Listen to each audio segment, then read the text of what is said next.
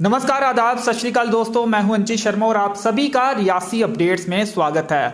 मौजूदा समय में पूर्व कैबिनेट मंत्री जुगल किशोर शर्मा और पूर्व विधायक रियासी विधानसभा क्षेत्र से विधायक रहे बलदेव राज शर्मा के बीच वाकयुद्ध छिड़ता हुआ दिख रहा है। और ये जो वाकयुद्ध है ये मीडिया इंटरव्यूज में देखा जा रहा है और दोनों ही एक दूसरे पर आरोप प्रत्यारोप भी लगा रहे हैं और अपनी अपनी बात रख रहे हैं। और ये भी देखा जा रहा है कि एक दूसरे की बात को काटते हुए अपनी बात रखी जा रही है। अभी हमारे साथ रियासी विधानसभा से विधायक रहे बलदेव राज शर्मा जी हैं। जुगल जी ने कुछ दिन पहले इंटरव्यू दिया था, उसमें इनकी बातों को कुछ काटा है और कुछ सवाल भी खड़े किए हैं इनके लिए, उस पर इनके जवाब लेंगे और इसके अलावा भी कुछ और सवालात इनसे करने की कोशिश करेंगे। स्वागत है आपका रियासी। बहुत बहुत धन्यवाद। पूर्व कैबिनेट मंत्री जो कि आपके पॉलिटिकल अपोनेंट रहे हैं, अभी भी हैं, अलग अलग पार्टीज में आप हैं और उनके खिलाफ चुनाव लड़ चुके हैं, एक बार चुनाव जीता भी है। दोनों ही रियासी विधानसभा क्षेत्र के विधायक रहे हैं, वो कैबिनेट मंत्री भी रहे हैं। वाकयुद्ध इस समय आप दोनों के बीच देखा जा रहा है, इस चीज से सहमत है कि चल रहा है? बिल्कुल सहमत हूँ इस बात से।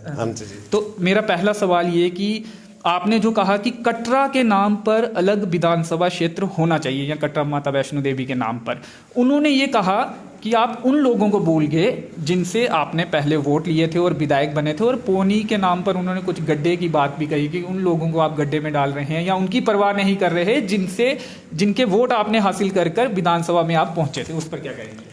रंचित जी, इसको थोड़ा सा डिटेल में समझने की ज़रूरत है। 6 मई 2020 को गवर्नमेंट की तरफ से डिलिमिटेशन कमीशन जो था वो स्थापित हुआ। 23 जून स्पष्ट तौर पर आपकी क्या मांग है वो समझ लेते हैं, क्योंकि आप ये कह रहे हैं कि कटरा के नाम की एक अलग विधानसभा क्षेत्र कटरा के नाम का बनाया जाए, उस बात की समझ नहीं आ रही। क्या रियासी विधानसभा क्षेत्र जो है उसे कटरा, उसका नाम जो है कटरा माता वैष्णो देवी के नाम पर कर दिया जाए या फिर अलग एक विधानसभा क्षेत्र बनाया जाए? इससे हट मैं उसी पे आना चाहता हूं, मगर मैं थोड़ा सा आपको पीछे ले जाना चाहता हूं। 6 मई 20 को सेंट्रल गवर्नमेंट ने यहाँ पे डिलिमिटेशन कमीशन को स्थापना की। उस डिलिमिटेशन कमीशन की ये मंशा थी, ये उसको एड्रेस करना था कि जो हमारी 83 सीटें बची थी उसमें 7 उनको ऐड करके उसको 90 में करना था। उसका दूसरा जो उसने पैरामीटर्स को एड्रेस करना था वो ये था कि जो 90 की 90 सीटें अब नए वाली बननी हैं वो कहाँ कहाँ पे मिले, किस डिस्ट्रिक्ट में मिले, इस बात का उन्होंने जिक्र करना था। और साथ में किसी अगर जगह को ज़रूरत पड़ती है तो उन्होंने बाउंड्रीज को रीएड्रेस करना था। बाउंड्री रीएड्रेस करना इसलिए ज़रूरी थी, जो डिलिमिटेशन कमीशन करता है तो delimitation commission within the district ही अपनी बाउंड्रीज बनाता है। जो हमारे वाली रियासी कॉन्स्टिट्यूंसी पहले थी, जब बाकी जगह भी और थी, क्योंकि पहले हम डिलिमिटेशन कमीशन जो होता है वो विद इन डिस्ट्रिक्ट ही बनाता है, तो पहले बाहर के जो डिस्ट्रिक्ट हैं वो उन लोगों का वोट देने का अधिकार उन्हें इस डिस्ट्रिक्ट में कैसे था? क्या कुछ गड़बड़ की गई थी क्या? मैं उसी पे आना चाहता हूँ।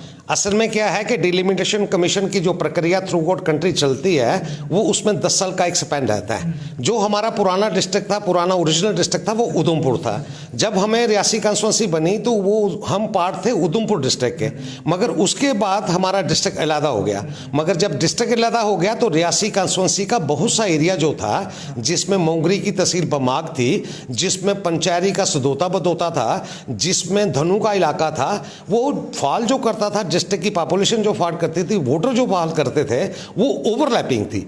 मगर जब अब नया डिस्ट्रिक्ट डिलिमिटेशन कमीशन एग्जिस्टेंस में आया तो उसकी सबसे पहले जो बड़ी मर्यादा थी वो ये थी कि जो पुराने हमारा इलाका था वो सारे का सारा वहाँ से निकल जाएगा।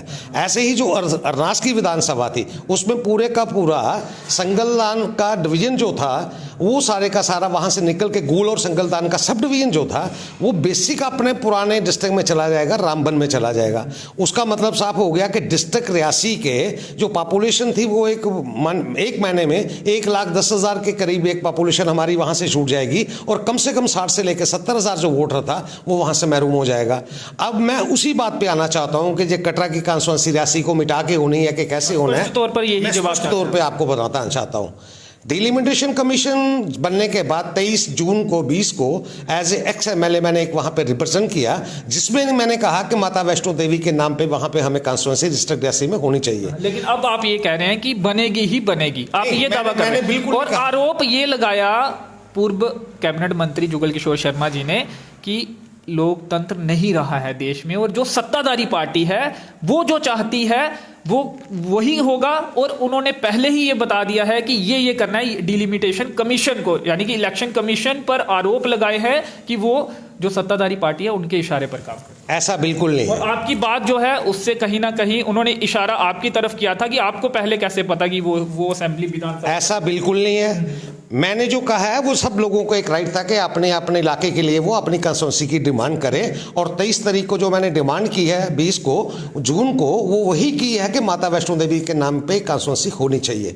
और जो मैंने इंटरव्यू में कहा है कि मुझे पूरा यकीन है, उसका मतलब ये नहीं है कि कंस्टिट्यूंसी मिल गई। मुझे पूरा यकीन इसलिए है कि आंकड़ों के आधार पे यकीन है। मुझे यकीन इसलिए है कि यहाँ पे हमारी सेकंड हाईएस्ट श्राइन है, तो उस वजह से मुझे यकीन है कि हमें कंस्टिट्यूंसी मिलनी चाहिए। मुझे यकीन इसलिए है कि माता वैष्णो देवी के डिवोटी जो सालाना दर्शन करने के लिए आते हैं, वहां पे 1 लाख लोग आते हैं, 40,000 की वहां पे फ्लोटिंग पॉपुलेशन है। कटरा जो है बेसिकली जो है इकोनॉमी का अगर आप देखा जाए तो सबसे बड़ा जो दारोमदार, आपने पहले भी कही थी। आप उन्होंने आरोप ये लगाए कि अलग विधानसभा क्षेत्र बनाकर आप अपना राजनीतिक हित साध रहे हैं। नहीं, ऐसी बात नहीं। जो उन्होंने कहा था, जो मुझे लगता है वो उन्होंने ये कहा था कि मैं पौनी वालों के लिए या बमाग वालों के लिए या बेइंसाफी की बात कर रहा हूँ, कि रियासी की बात नहीं कर रहा हूँ, कटरा की बात कर रहा हूँ। रंजन जी, आप समझने की जरूरत है। मैं जो मेरी मूलभूत जहां पे मैं एमएलए था वो रियासी कंस्टिट्यूंसी थी। जो बलदेव शर्मा आज की बात कर रहा है एज एक्स एमएलए, वो रियासी कंस्टिट्यूंसी में 2 कंस्टिट्यूंसी मांग रहा है। रियासी रहनी ही रहनी चाहिए, और उसकी जगह एक और कंस्टिट्यूंसी हमें मिलनी चाहिए माता वैष्णो देवी के नाम पे, एक माता वैष्णो की देवी हो। उसका मतलब साफ हो गया कि रियासी रहेगी रहेगी, रियासी कंस्टिट्यूंसी रहेगी रहेगी, मगर उसके अलावा डिस्ट्रिक्ट रियासी को, रियासी कंस्टिट्यूंसी को एक माता वैष्णो देवी के नाम पे एक और कंस्टिट्यूंसी मिले, हमारा ये कहना था। और रही जो बात वो कह दें कि बन गई, बनने का कोई सवाल नहीं है। हमने एक डिमांड की है, और डिमांड करने के बाद ये जरूर हमने कहा है कि हमें पूरा तवक्को है, हमें पूरी यकीनदानी है कि जो इलेक्शन कमीशन इंडिया है वो हमारे से इंसाफ करेगा, और हमें जो हमारी इच्छा के मुताबिक हम जो कह रहे हैं हमें कंस्टिट्यूंसी देगा। और रही बात को वो कैसे देगा, कैसे इसलिए देगा कि ये आज की जो आज की डिलिमिटेशन ये है, ये 4थी बार हो रही है। 3 बार जो डिलिमिटेशन कमीशन हुई, मेरी हाईएस्ट श्राइन है माता वैष्णो देवी, हमें कंस्टिट्यूंसी से हमें नकारा गया, हमें नहीं मिली। और इसी तरह पे वहां पे कश्मीर वैली में 3 कंस्टिट्यूंसी है। चराई शरीफ वहां पे एक कंस्टिट्यूंसी है, हजरत बल वहां पे इसी तरह पे एक कंस्टिट्यूंसी है, ईदगाह वहां पे एक कंस्टिट्यूंसी है। और मेरी मुख्य तौर पे यही एक डिमांड थी कि हमें माता वैष्णो देवी के नाम पे कंस्टिट्यूंसी मिलनी चाहिए। मैं इंटरव्यू के बाद आपको अपनी रिप्रेजेंटेशन जो मैंने बेसिक डॉक्यूमेंट दिया है वो भी मैं आपको देना चाहूंगा, ताकि आप उसको अब आइए कि वोटर पे कितने में बात आई है। एक बात कर रहे हैं आप, कटरा को बनाया, मेरी बात आप एक सुनिए ना, मैं आंकड़ों के साथ आपसे बात करूंगा। वोटर की बात, जो कंस्टिट्यूंसीज बनती हैं, जो रिड्रेस होती हैं, वो सिर्फ वोटर पे नहीं होती, वो वहां की जगह की सिग्निफिकेंस पे होती हैं, वो वहां के टैरन पे होती हैं, वो वहां पे डेवलपमेंट सरकार की तरफ से कितनी है कि नहीं हुई है उसको एड्रेस करने के लिए होती हैं। एक जो हम ये कह रहे हैं कि हमें ये, और मैं उसका आपको उदाहरण देना चाहता हूं। उदाहरण के मतलब मैं कश्मीर की कंस्टिट्यूंसी में कुछ मैं आपको ले चलता हूं। जो कश्मीर की गुरेज की पहली कंस्टिट्यूंसी थी, जो पिछले इलेक्शन में उसका वोटर था मात्र 17,555 वोटर था। वो कर्नाटक का जो वोटर था वहां पे 32,794 वोटर था। नुब्रा का जो वोटर था वो 13,054 वोटर था। जंस्कार का जो वोटर था 21,143 था। ईदगाह का जो वोटर था वो 58,882 था।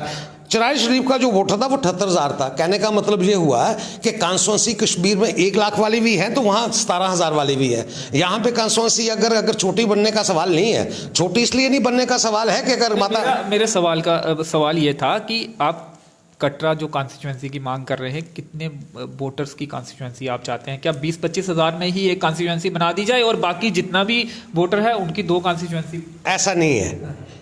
मैंने जो रिप्रेजेंट किया था और बाद में जो सारा मतलब डिलिमिटेशन ने जो अपनी एक्सरसाइज की है उसके आधार पे मैं आपको थोड़ा सा शेयर करना चाहता हूं। जो बेसिक हमारा डिस्ट्रिक्ट का पॉपुलेशन है वो पॉपुलेशन 4 लाख कुछ हज़ार के माध्यम से है। जो हमारा वोटर है 2,05,000 है पूरे हमारी डिस्ट्रिक्ट का। वेयर एज के हमारी 3 अगर पॉपुलेशन, ये आप डिस्ट्रिक्ट की बात कर रहे हैं पॉपुलेशन, वो 3.25 2011 के मुताबिक?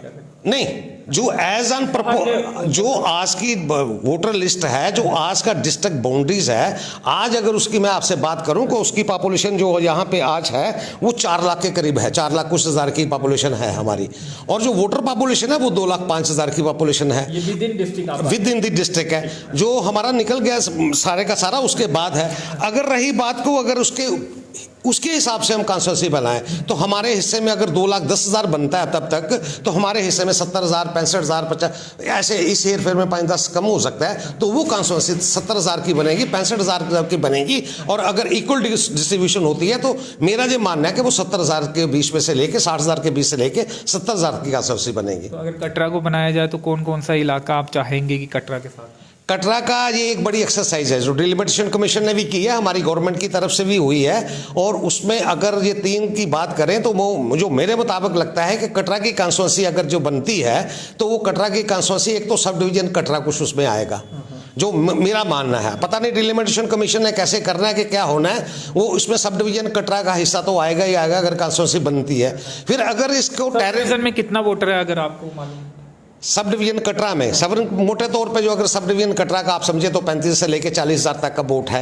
और उसके अलावा अगर सब डिवीजन के बाद फिर वो मंशा है उनकी डिलिमिटेशन कमीशन की कि वो उसका इलाका थोड़ा सा रियासी का भी इस तरह की जा सकते हैं, वहाँ यहाँ से लेके पौनी तक भी बना सकते हैं, जहाँ से लेके ऊपर जो वैष्णो देवी माता के वैष्णो देवी के नाम से जो हम कॉन्स्टिट्यूंसी मान रहे हैं कि माता वैष्णो देवी के नाम पे कॉन्स्टिट्यूंसी बने, वैष्णो देवी की यहाँ पे गुफा है, उसके पीछे एक बमाक का इलाका है जिसमें हमारी 10 पंचायतें हैं, वो उसको इसमें लगा सकते हैं। अब जो डिलिमिटेशन कमीशन के पास बात रहेगी कि वे हमें किस पैरामीटर में फिट करता है, और जो मुझे मोटे तौर पे लगता है वो इसलिए लगता है कि एक टैरन जो है वो मुख्य बिंदु रहता है। जो कॉन्स्टिट्यूंसी अगर कटरा बनती है तो अगर टैरन के हिसाब से जोड़े हम, तो अगर बमाग जो 10 सरपंची की जो 10 वहां पे सरपंच हैं वहां पे अगर वो लगाते हैं, पंचायतें 10 अगर लगाते हैं, तो वो टैरन के हिसाब से अगर आप मानो तो कटरा से लेके वैष्णो देवी की गुफा के से लेके ऊपर से लेके सोहाल काटी से लेके देवीगढ़ से लेके वहां से होते होते टोट से लेके चुराला कोट से लेके बगदार से लेते वो वहां से सारा आते हुए वो अगर बमाग उसमें डालते हैं तो एक टेरेन को जो है वो एक हमारी बहुत बड़ी मदद करेगा कि हम उसके टोटल वोट तो कम नहीं रहेगा। नहीं, जो अगर वो देखें, ये तो मेरा काम था एज ए वहां पे एक्स-एम-एल-ए होने के नाते कि वैष्णो देवी के नाम पे हम जस्टिफाई करते हैं हमें कॉन्स्टिट्यूंसी मिले। मेरा ये काम मिले हाँ, मिले। लेकिन इंटरव्यू में शायद आप इस तरह से दावा कर रहे हैं कि जिस तरह की वो मिलेगी ही मिलेगी। मैं बिल्कुल आपको भी कह रहा हूं कि मिलेगी इसलिए कि हमारे साथ भेदभाव हुआ है, मिलेगी इसलिए कि हमारे पास डिस्क्रिमिनेशन हुई है। नहीं मिली तो क्या प्रदर्शन करेंगे? नहीं, बिल्कुल नहीं करेंगे। और हमें पूरा यकीन है कि डिलिमिटेशन हमारे साथ इंसाफ करेगा। और जो हमारी आज से 70 साल पुरानी आवाज़ थी कि अगर चराई शरीफ को वहाँ पे शराइन के नाम पे मिल सकती है, अगर हजरतबल को शराइन के नाम पे मिल सकती है, अगर वहाँ पे ईदगाह के हिंदू उनके सेंटिमेंट्स के मुताबिक अगर वहाँ पे कॉन्स्टिट्यूंसी मिल सकती है, तो मेरा सबसे बड़ा जो डिमांड थी वो इसी तर्ज पे थी कि ये जो शराइन है सेकंड हाईएस्ट शराइन है। ये जो शराइन है माँ भगवती के करोड़ लोग जहाँ पे दर्शन करने के लिए, जहाँ से ही पूरे मुल्क से ही नहीं बाहर से भी लोग यहाँ पे दर्शन करने के लिए आते हैं। और एक हिंदू शराइन होने के नाते और एक सर्किट होने के नाते मेरा तो ये रहेगा कि अगर वहाँ पे अगर शराइन के नाम पे बनती है, कटरा के नाम पे बनती है, तो एक सुविधा मिलेगी यात्री को जो वहाँ पे आ रहे हैं। एक फ्लोटिंग पॉपुलेशन है वो वहाँ पे रहेगी, उनको सुविधा मिलेगी। ये मेरी डिमांड है और उसी बुनियाद पे, उसी बेस पे पूरा यकीन है कि डिलिमिटेशन कमीशन कटरा वासियों के लिए एक इंसाफ करेगा और हमें वहाँ पे कॉन्स्टिट्यूंसी मेरा मन कहता है कि हमें पक्के तौर पे मिलेगी। जुगल किशोर जी का ये कहना है कि जिसको सेवा करनी होती है, चाहे जितना मर्जी वोटर हो, जितना मर्जी बड़ा एरिया हो, वो सेवा करता है। जिसको नहीं करनी है तो वो इस तरह से फिर ये बिल्कुल। अब मैं उसकी बात का आपको बताना चाहता हूँ। मैं माता वैष्णो देवी पे कटरा पे कॉन्स्टिट्यूंसी मांग रहा हूँ। मैं वहाँ की सीट नहीं भारतीय जनता पार्टी से मांग रहा, ना मैंने ये फैसला किया कि मैं वहाँ पे। आप पे ये लग रहा है कि आप अपने हित साध रहे हैं ताकि आप भविष्य में सीट प्राप्त, टिकट प्राप्त करें और फिर एमएलए बने। ये आपकी मंशा ये है, ये आरोप। वो कहने में, ये पॉलिटिक्स में जो दूसरी पार्टी के लोग हैं वो ऐसी बातें तो करेंगे। मेरे लिए ये बहुत बड़ी बात है, कटरा वासियों के लिए खास तौर पे। हमने सबने मिलके जो बात रखी है, माता वैष्णो देवी के नाम पे हमें कॉन्स्टिट्यूंसी मिले तो हमें सब कुछ आ गया। एमएलए बनना नहीं बनना, टिकट देनी नहीं देनी, वो सेकेंडरी बातें हैं। हमारे लिए ये सबसे बड़ी बात है कि वैष्णो देवी के नाम पे जो हमारी सेकेंड हाईएस्ट श्राइन है, हमें उसके नाम पे वहाँ पे कॉन्स्टिट्यूंसी बिल है। आपके भाजपा के ही नेता तो मांग कर रहे थे कि ये जो पहले जैसे ही रियासी विधानसभा क्षेत्र रहे इसके साथ ज्यादा छेड़छाड़ ना हो, आप ही की पार्टी के और कटरा के भी। बिल्कुल ठीक है, उनकी अपनी सोच हो सकती है। मैंने रियासी कॉन्स्टिट्यूंसी को छेड़छेड़ करने की बात आपकी मांग है, ये पर्सनल आप मांग कर रहे हैं या कुछ और भी नेता या फिर लोग, आम लोग भी इसमें शामिल है, उन्होंने भी आपसे कहा? जो मेरी मांग है उसको सेकंड किया है म्यूनसिपलिटी के, वहाँ पे 13 मेंबर हैं, उनमें से 11 ने रेजोल्यूशन डाल के अप्रूव किया है। जो मेरी मांग है, मैंने अपनी मांग अपनी पार्टी तक पहले रखी है। जो मेरी मांग थी मैंने अपने पहले मेंबर पार्लियामेंट को रखी है और किसी ने भी मुझे उसमें डिप्रेस नहीं किया। उन्होंने कहा कि आपकी मांग जो है वो बिल्कुल जेन्युइन है। ये जो डिलिमिटेशन के पास बलदेव शर्मा गया है इस डिमांड को लेके, तो पहले हमने अपने परिवार से बात की है, पहले हमने सेंट्रल लीडरशिप से बात की है, पहले हमने मेंबर पार्लियामेंट से बात की है। तो उनको सेटिस्फाई करने के बाद, और जो हमारे एसोसिएट मेंबर जैसे जुगल जी हैं वहां पे मेंबर पार्लियामेंट, मैंने उनसे भी बात की है। हमने बात करने के बाद ही अपनी डिमांड रखी है और डिमांड रखना हमारा एक ड्यूटी है। आगे मिलना ना मिलना वो डिलिमिटेशन कमीशन के ऊपर है, मगर जिस तरीके से मैं कह सकता हूं कि हमने डिमांड रखी है और जितनी ज़रूरत है उसके हिसाब से हमें ज़रूर मिलनी चाहिए वहां के लिए कॉन्स्टिट्यूंसी। पर्सनली बातचीत होती है आपकी पूर्व कैबिनेट मंत्री के साथ? बिल्कुल होती है, बिल्कुल, बड़े अच्छे हैं। मेरे घर में अब शादी थी तो वो घर पे आए थे, उनके घर शादी थी तो मैं भी उनके गया था। बिल्कुल, एक पॉलिटिकल सर्कल एक अपनी बात है, ऐसे तो बात होती है। लेकिन हमने देखा था खटास भी आपके रिश्ते में, पहले जब चुनाव एक दूसरे के खिलाफ लड़ते थे तब देखी जाती है। नहीं, वो स्वाभाविक तौर पे है, जब भी आप एक दूसरे के साथ सामने इलेक्शन लड़ेंगे तो वो ऐसा होता ही है। और जब आप दूसरी पार्टी में आए, हम दूसरी पार्टी में, मैंने तो अपनी पार्टी की बात रखनी है, उन्होंने अपनी पार्टी की बात रखनी है, तो वो तो होती है। लोकतंत्र नहीं है, ये बात भी उन्होंने कही। नहीं, ऐसी बात नहीं है, हमारे यहाँ तो पूरा लोकतंत्र की बात है। हमारी भारतीय जनता पार्टी में बिल्कुल नीचे से कदरा वर्कर से लेके ऊपर तक की सबकी बात सुनी जाती है और बात परिवार। इलेक्शन कमीशन पर भी सवाल उठाया है कि आपको पहले से मालूम कैसे चल गया कि ये बनेगी? आप तो ये कह रहे हैं कि आप डिमांड कर रहे हैं, लेकिन इंटरव्यूज में कुछ आपने इस तरह से बोला था कि वो मिलेगी ही मिलेगी और कुछ नहीं। मैं अरंचत जी, आज आपको भी ये कह रहा हूँ, मेरा दिल मानता है और माता वैष्णो देवी की एक मतलब मुझे आशीर्वाद के हिसाब से भी मुझे लगता है कि इलेक्शन कमीशन इंडिया हमारे साथ इंसाफ करेगा और अवश्य तौर पे कटरा वैष्णो देवी के लिए हमें नई कॉन्स्टिट्यूंसी के रूप में मिलेगी। और कोई मैसेज देना चाहेंगे अपने अपोनेंट को, पॉलिटिकल अपोनेंट? नहीं है, क्या मैसेज देने वाली इसमें क्या बात है? उनकी पॉलिटिकल पार्टी अपनी है, मेरे मैसेज में कहेंगे साथ दें कटरा को अलग। मेरा मैसेज से उनको कोई फायदा नहीं पहुंचता। वो नहीं बनाना चाहते कटरा की कॉन्स्टिट्यूंसी, तो वो उनका अपनी सोच है, वो उल्टे ढंग से बात करना चाहते हैं तो वो लोग समझते हैं। आज आप क्या बात कर रहे हैं, किस तरह उसमें सीधापन है, कितना आप टेढ़ी कर रहे हैं, बात हो रहा है। और असल में मैं आपको बात बताऊं, मैं रियासी कॉन्स्टिट्यूंसी के बीच में से ही दूसरी कॉन्स्टिट्यूंसी को मांग रहा हूं। हमारी डिमांड रियासी कॉन्स्टिट्यूंसी के एक एमएलए की जगह रियासी के 2 एमएलए बने, उसके लिए है हमारी डिमांड। जो रियासी कॉन्स्टिट्यूंसी के लिए जो हमें फंड्स मिलते थे उसकी डिमांड है। मैं तो अब बड़ा कई बार तो उनकी कहने पे मैं सोचता हूं कि ये क्या कह रहे हैं, बीच में बात टंगा फलंग भी हो जाती है। जैसे उन्होंने एक अपने इंटरव्यू में कहा था कि लोगों का कोई पता नहीं लगता कि जब वोट डाले हैं, अल्टीमेटली तो कभी रिश्ता भी करना हो तो पहले लड़के का देखना चाहिए। तो वो अपने आप को दामाद समझ के अगर इलेक्शन लड़ना चाहते हैं तो उनको सलाम है। मैं तो नहीं ऐसा कहता। एक एमएलए बनने के लिए आपको एक सेवक बनने की जरूरत है, एक बेटा बनने की जरूरत है। वो जो उन्होंने तर्क दिया वो तो मुझे बिल्कुल अच्छा नहीं लगा। इसलिए वो जो बात कह रहे हैं कि बेइंसाफी रियासी के साथ, पौनी वालों के साथ, माघ वालों के साथ हो रही है, मुझे ऐसा नहीं लगता। मुझे ऐसा इसलिए नहीं लगता है कि मैं एक कॉन्स्टिट्यूंसी की 2 कॉन्स्टिट्यूंसी करना चाहता हूं। हम एक एमएलए की जगह 2 एमएलए लाना चाहते हैं। हम एक कॉन्स्टिट्यूंसी की डेवलपमेंट की जगह 2 कॉन्स्टिट्यूंसी की डेवलपमेंट करना चाहते हैं। मेरा तो ये कहना है। लेकिन फिर रियासी विधानसभा क्षेत्र में ऊपर का काफ़ी हिस्सा जुड़ेगा। उन्होंने ये भी कहा कि जो फंड है, जो पैसे हैं, वो तो उतने ही आएंगे और पूरे जिले में लगेंगे, चाहे कॉन्स्टिट्यूएंसी ज़्यादा भी हो जाए। ये भी बात ऐसा नहीं होता। वो पता नहीं क्या बात करते हैं। डेवलपमेंट की जो बात होती है वो जगह की सिग्निफिकेंस पे होती है। माता वैष्णो देवी की वहाँ पे अगर श्राइन है तो 1 करोड़ वहाँ पे लोग जा रहे हैं, उसके हिसाब से होगी। अगर मैं आपको अभी बात बताऊँ को डेवलपमेंट के हिसाब से आज कटरा किस डेवलपमेंट की तरफ जा रहा है, ये उनको अंदाजा ही नहीं है। मैं कह रहा हूँ वो उन्होंने एक अपनी मुट्ठी बंद रखी हुई है। इस मुट्ठी को खोलने की जरूरत है हम सबको, और मुट्ठी खोलने की जरूरत आप जब देखिए, सेंट्रल सरकार जब से आई है तो वो एक सर्किट के तौर पे सब शराइन को जोड़ रही है। और जोड़ने के अलावा आप देख रहे होंगे काम लगा हुआ है, 6 लेन कटरा पे आ रही है। 6 लेन कटरा में जो आ रही है वो सर्वे अमृतसर से लेकर कटरा तक के लिए जो आ रहा है, आप अंदाजा लगाएं 26,000 करोड़ रुपए की रोड बन रही है। 6 लेन जो है वो कटरा के लिए आ रही है। और कटरा के लिए जो उन्होंने बात भी की थी, मैं आपको पार्टी प्रधान ने एक गलत दावा भी कर दिया था कि 10 करोड़ कटरा में लगा, कुछ इस तरह का 100 करोड़ कटरा में लगा, कुछ छोटी बात में मैं बाद में आऊंगा। ये मैं आपको एक कागज के साथ कहना चाहता हूं, आना पड़ेगा। जिला प्रधान ने वो बात, कोई बात नहीं। Intermodal station come up at Katra facility to provide single point hub to transport through air, rail and road. उन्होंने इस बात की थी कि वो रेल एक ही जगह पे ये रेल कैसे आ जाएगी, ये कैसे आ जाएगा। जमाना बदल चुका है। और जो कटरा का ये मैं आपको कह रहा हूँ IMS के नाम से ये इंटर मॉडल स्टेशन जो बनने करके आए, हाँ, ये स्टेशन जो बनने वाला है, ये 450 करोड़ रुपए का बनने वाला है। और आप ये देखेंगे ये कटरा में कितनी तरक्की आने वाली है कि ये आप थोड़े दिनों में आपको पता चलेगा। मैं आपको कहना चाहता हूँ कि ये वो जो बात करते हैं कि ऊपरला बस स्टैंड और निचला बस स्टैंड, ये बातें हमें छोड़ना पड़ेंगी।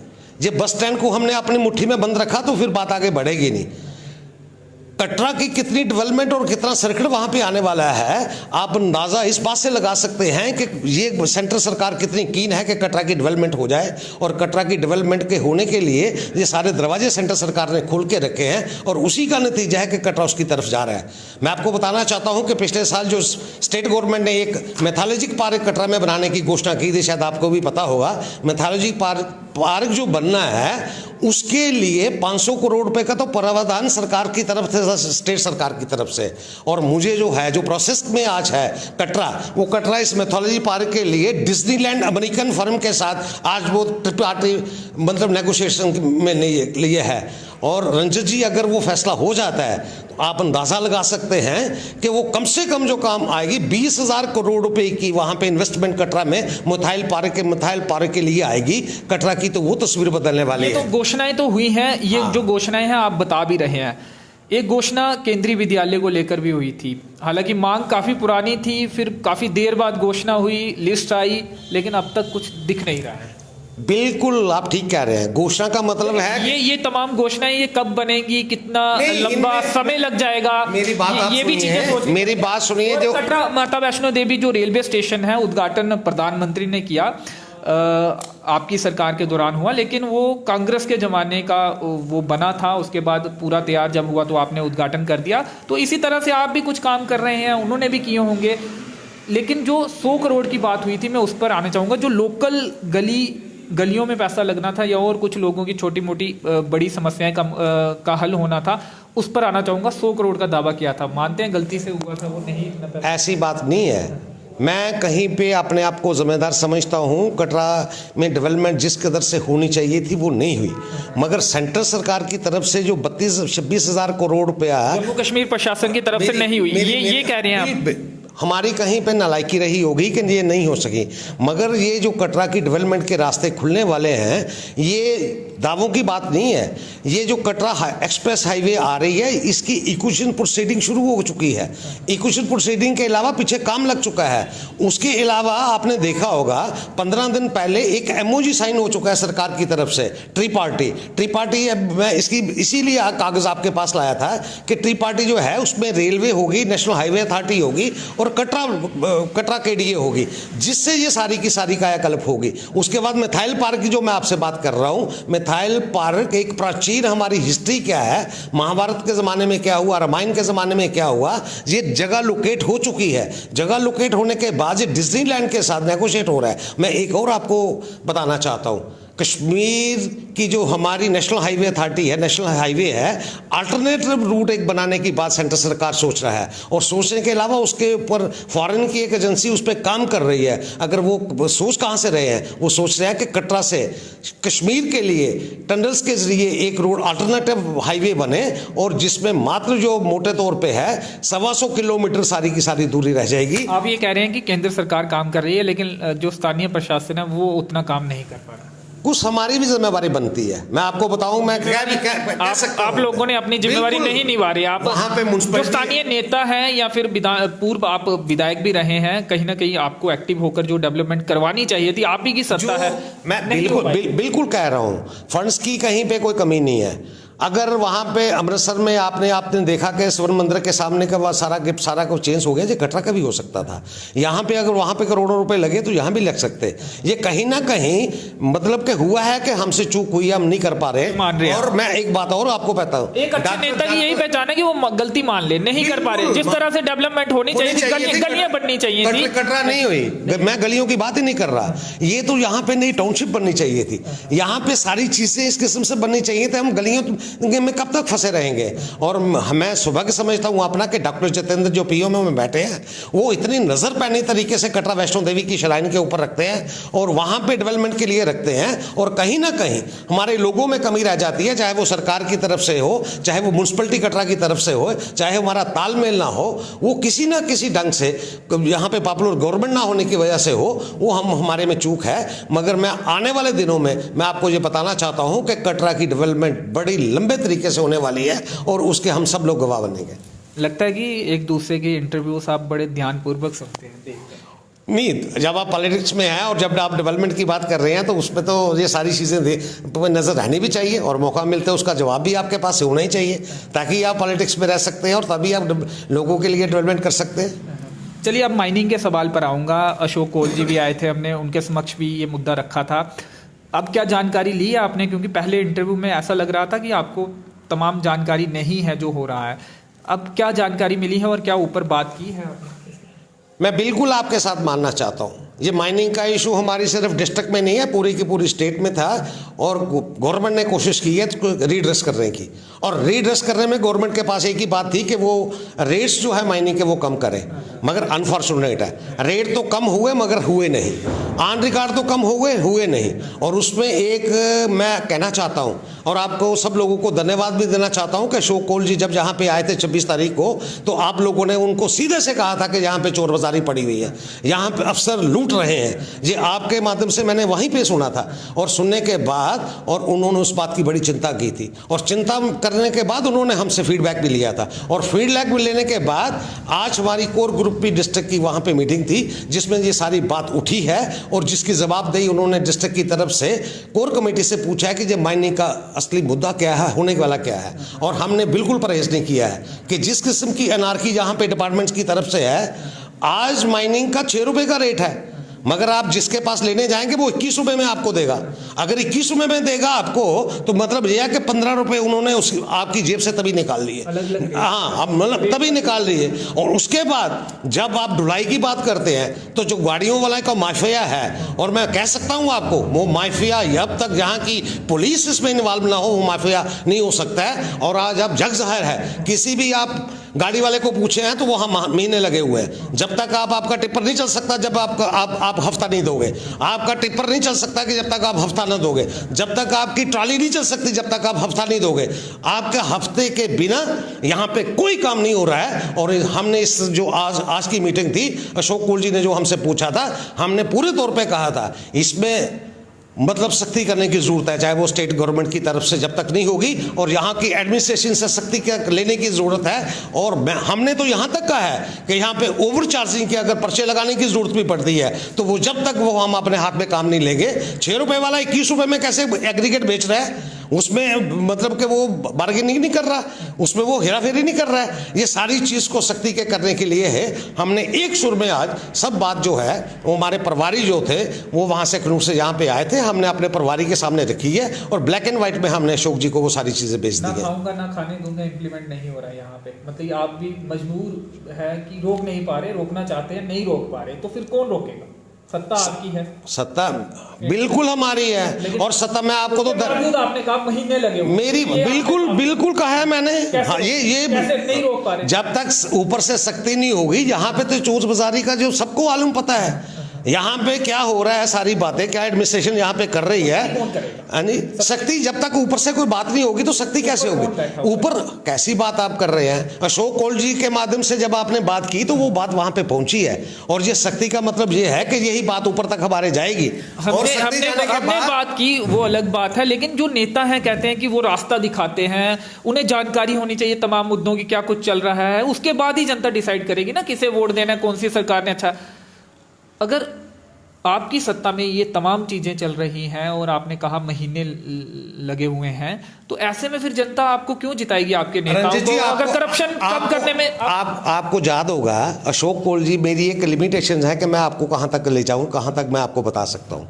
मैं इसलिए आपको बता रहा हूं कि आपने वहां पे सवाल किया था, और सवाल करने में वहां पे स्टेट में पुलिस के लिए प्रेस वालों ने कहा था कि यहाँ पे महीने लगे हुए हैं, आप इस बात के गवाह हैं। और जो उस बात को तस्दीक करने के लिए उन्होंने कोर कमेटी की आज बैठक बुलाई थी, और कोर कमेटी की बैठक बुलाने के बाद अगर माननीय श्री अशोक कौल जी के पास, डॉक्टर जितेंद्र के पास, जरविंदर रैना के पास अगर कोर कमेटी का फैसला कोई जाता है तो उसका कोई मायने है, और मायने का मतलब यह है कि उस पर कार्रवाई होगी। और यही बात यहाँ पे अशोक कौल साहब ने कही थी कि कार्रवाई होगी, और कोई आदमी जो यहाँ पे हेराफेरी कर रहा है वो बख्शा नहीं जाएगा, चाहे वो एग्रीगेट बेचने वाला है, चाहे वो ढुलाई वाला है, चाहे वो सरकारी अफसर है, चाहे पुलिस डिपार्टमेंट है, चाहे कोई और है, उनको बख्शा नहीं जाएगा। और उसी की रिपोर्ट गुड गवर्नेंस के नाते उन्होंने हमसे मंगवाई है, उस यकीन करने के लिए कि जो वहां पे कॉरस्पॉन्डेंस ने हमारी बात को रखा है हमारे सामने के यहाँ पे बहुत धांधली है, उसको तस्दीक करने के लिए जो बात आपने रखी थी, हमने अपने अंदर बैठ के उसका फैसला करके उसको आगे बढ़ाया है। जो बात हमने रखी थी उसे क्रॉस चेक भी किया आपने? बिल्कुल किया है, वो हमें पहले भी पता था।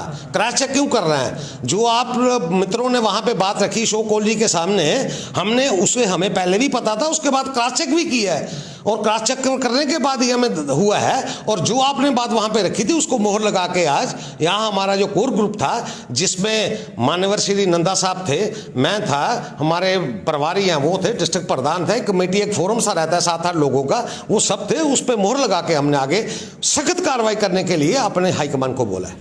सोर्सेज से जानकारी ये भी मिली है कि कोर कमेटी की बैठक में म्युनिसिपल काउंसिल रियासी के चेयरमैन पद पर भी बात हुई है। क्या कुछ बात हुई है, कुछ रिवील करना चाहेंगे? क्या चेयरमैन को बदला जा रहा है या क्या सहमति पर? ये मेरा विषय नहीं है, आप माफ़ करें मुझे, जिस बात पे आप माइनिंग का इशू था, क्योंकि वो आपने उठाया था, जो माइनिंग का इशू आप सब लोगों ने एक ही बात माइनिंग के इशू के लिए सब पत्रकारों ठीक नहीं चल रहा है म्युनिसिपल काउंसिल में। मैं इसके बारे में कुछ नहीं कह सकता। ये राजीव शर्मा जी जो हमारे प्रभारी हैं, उनका नंबर भी आपके पास है, वो हमारे प्रभारी हैं, इस बात पे वही आपसे बात रखेंगे। ये एक कोर कमेटी के एक मतलब उसमें कॉन्फिडेंशियल मैटर था, इस पे मुझे हदायत नहीं है कि मैं कोई बात आपसे। अंतिम सवाल मेरा है कि पहले भी आपसे किया था कि भाजपा में भी अलग अलग लॉबी देखी जाती है, आपकी अलग लॉबी है, कुछ और नेताओं की अलग अलग लॉबी है, हालांकि मुस्कुरा रहे हैं आप, लेकिन मैं सीरियसली इसका जवाब चाहूँगा कि कोशिश हो रही है कि सब एक होकर चुनाव लड़ें और आने वाले चुनावों में जब भी होंगे उतरें, या फिर लॉबी सिस्टम ही चलता रहेगा इसी तरह? लॉबी अंशु जी, कोई लॉबी सिस्टम नहीं है। जनता इस बात को नहीं मानेगी, आप ये झूठे साबित हो जाएंगे। आप अपनी सोच, अपना अपना तरीका कम करने का एंगल हर आदमी का, हर वर्कर का अपनी तरीके से होता है, मगर हम पार्टी के सफाई हैं, हम एक भारतीय जनता पार्टी के आइन से जुड़े हुए लोग हैं।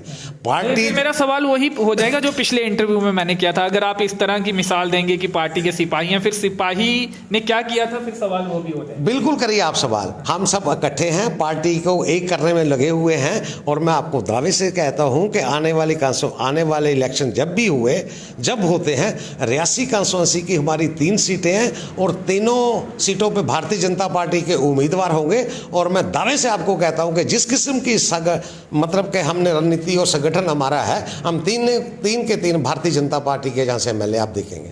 जुगल किशोर शर्मा जी से कहेंगे कि कटरा को अलग विधानसभा क्षेत्र करने में आपका, उनके सहयोग की जरूरत नहीं है।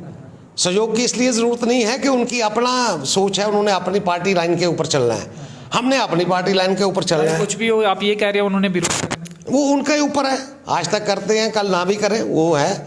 और वैष्णो देवी कटरा के नाम पे मतलब कॉन्स्टिट्यूंसी बने, मैं कह सकता हूं कि जितनी खुशी मुझे होगी, बनने के बाद उतनी ही खुशी उनको भी होगी। चलिए, हमसे बातचीत करने के लिए बहुत बहुत धन्यवाद। तो वाक युद्ध जो है वो युगल किशोर शर्मा जी और पूर्व विधायक बलदेव राज शर्मा जी के बीच में चल रहा है, और इस बात की तस्दीक इन्होंने भी की है, और आरोप प्रत्यारोप लग रहे हैं, और इन्होंने ये कहा कि उनके सहयोग की जरूरत नहीं है, क्योंकि जो फैसले हैं वो लगभग हो चुके हैं, और आपत्तियां मांगी गई थी उसकी तिथि भी निकल चुकी है। तो चलिए, फिलहाल इस इंटरव्यू में इतना ही। मेरे सहयोगी संयम के साथ मुझे दीजिए अनुमति। धन्यवाद।